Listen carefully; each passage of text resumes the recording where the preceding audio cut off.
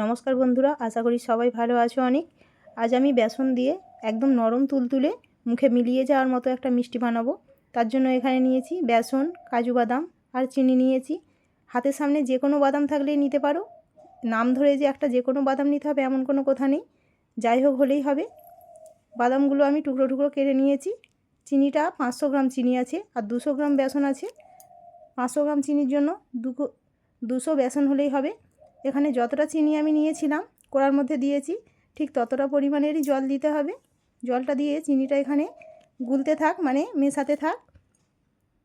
এবার আমি একটা পাত্রে একটু আমল দুধ গুলে নেব। এখানে 1 কাপ পরিমাণে, চায়ের কাপে গরম জল নিয়েছিলাম উষ্ণ, তাতে আমি 4 চামচের মতো গুঁড়ো দুধ দিয়ে দিলাম।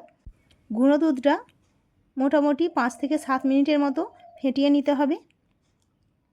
5 থেকে 7 মিনিটের মতো ফেটাতে যাকে হোক গুলতে দেবেন, না হলে মিষ্টিটা তৈরি করতে একা পারবে না। এখানে চিনির রসটা খুব ভালো হয়ে ফুটে গেছে, একদম টকবকে হয়ে। এবার চিনির রসের মধ্যে বেসনটা দিয়ে দেব, ছেঁকে দেব, মানে চালনি নিয়েছি, চালিয়ে দেব। একেবারে ফুটবে তখনই দিয়ে দিতে হবে। একদিক থেকে ঘাঁটতে থাকবো, না হলে দোলা পেকে যেতে পারে।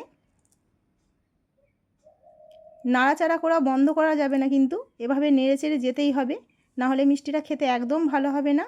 গ্যাসের আঁচটা মিডিয়ামে রেখে মিষ্টিটা বানাতে হবে। এখানে 1 কাপ তেল নিয়েছি, সাদা তেল। 1 কাপ মানে এখানে 100 গ্রাম তেল আছে কাপটার মধ্যে। আমি বারে বারে দিয়ে দেব, 3 থেকে 4 বারের ধরে।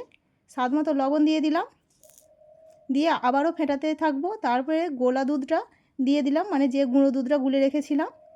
ঠিক যখনই মিষ্টিটা ঘন হয়ে আসবে, মানে বেসনটা, তখনই দুধটা ব্যবহার করতে হবে।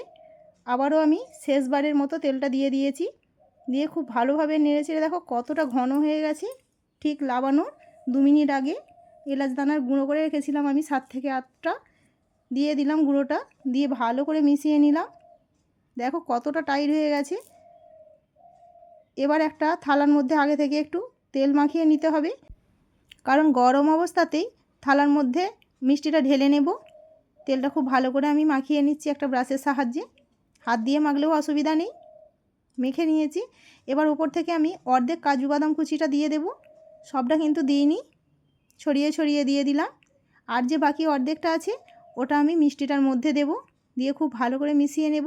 গ্যাসটা কিন্তু আমি অফ করে দিয়েছি, দিয়ে ভালো করে কাজু বাদামটা মিশিয়ে নিলাম। এবার একেবারে মেশানোর পরে থালার মধ্যে ঢেলে নেব। ঘনত্বটা বুঝতে পারছো, ঠিক এইরকম ঘনত্বের হলেই ঢেলে নিতে হবে। একটু টাইট আছে মোটামুটি। এবার চাড়িয়ে নেব খুন্তি দিয়ে। ঠিক এই রকমই ব্যাটারটা করতে হবে কিন্তু মিষ্টি। খুন্তি দিয়ে আসবে না, একটু চটচটে ভাব। যেহেতু আমি হাতে জল ব্যবহার করেছি, মানে একবার করে জলে ডুবাচ্ছিলাম, তারপরে হাত দিয়ে মিষ্টিটা সেট করে নিয়েছি। এবার হালকা ঠান্ডা হয়ে গেলে মিষ্টিটা কেটে নেব, নাহলে একটু শক্ত হয়ে যাবে। এতটা সুন্দর খেতে মিষ্টিটা, না বানিয়ে খেলে বন্ধুরা বুঝতেই পারবে না। একবার হলেও বানিয়ে খাবে, দেখো খালি একদম নরম, মুখে দিলেই মিলিয়ে যাবে। এই মিষ্টির স্বাদ কে কে পেয়েছেন আমাকে জানাবেন, কেউ বানিয়ে খেয়েছেন কি না। না বানালেও বানিয়ে একবার খাবেন।